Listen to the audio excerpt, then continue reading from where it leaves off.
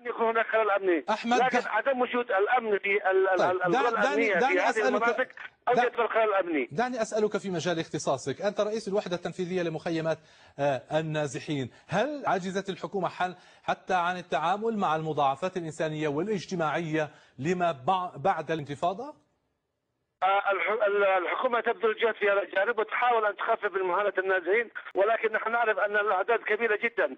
الحكومة وضعها الاقتصادي صعب جدا، أيضا ظروف البلد لأنها كما نعرف مرت بأزمة استمرت أكثر من عام كامل، وبالتالي الحكومة تقدم ما تستطيع أن تعمله إلى جانب المنظمات، لكن العدد النازحين الآن فاق النصف المليون. طيب أنا إذا سألتك سؤالا بسيطا وطلبت منك ردا بسيطا عليه، هذا التدهور ما دمت متعاطفا مع الحكومة وما دمت واقعيا في النظر للواقع اليمني الواقع الأمني، ما هو السبب في نظرك، السبب الحقيقي الذي يقف حجر عثرة في سبيل تحقيق أي تقدم خاصة على الصعيد الأمني؟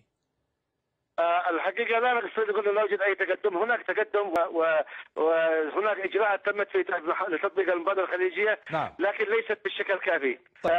المرحلة هذه التي نحن فيها هي مرحلة حرجة وتحتاج إلى إرادة، يعني أن العاملين في الحكومة نتمنى أن يتخلوا على قدر كبير من الانتماء الحزبي. نعم. ويغلبون المصلحة الوطنية قبل كل شيء. وتعمل الحكومة كلها بإرادة واحدة كما كان يتطلع إليها الشارع، كما كان يتطلع إليها الدول التي شاركت في وضع المبادرة الخليجية واشتغلت عليها. إذا عملت الحكومة بهذه الإرادة أنا متأكد أنه خلال أسابيع أو خلال أشهر سوف يحدث أثر كبير. دعنا نرى كيف عند الجميع، كل الناس مجمعين أن القضية الأمنية لها أولوية.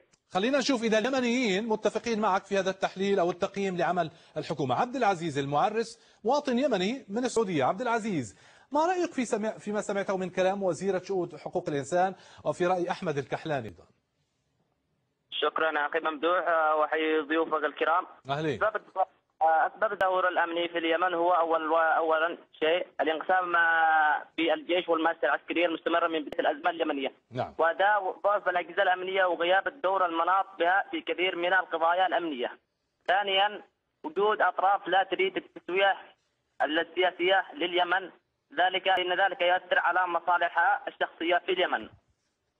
ثالثا استسلام القوى السياسية الفاعلة وغير الفاعلة وكذلك الحركات اسوأ بالحوثي أو الحراك إلى التجاذب الإقليمي وعدم الالتفاف إلى المصلحة الوطنية. إذن عبد العزيز يعني أنت تعطينا الآن قائمة وكأنك تريد أن تقول والله هذه الانتفاضة اليمنية وهذه الثورة اليمنية لم تنجز شيئا، أحبطت، أجهضت، هل هذا ما تريد أن تقوله؟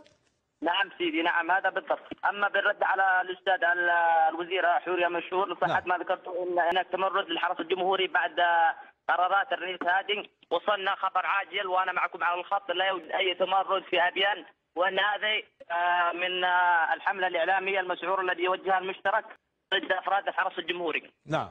ابقى معي عبد العزيز. عبد الكريم في أمريكا وأبو وائل في السعودية.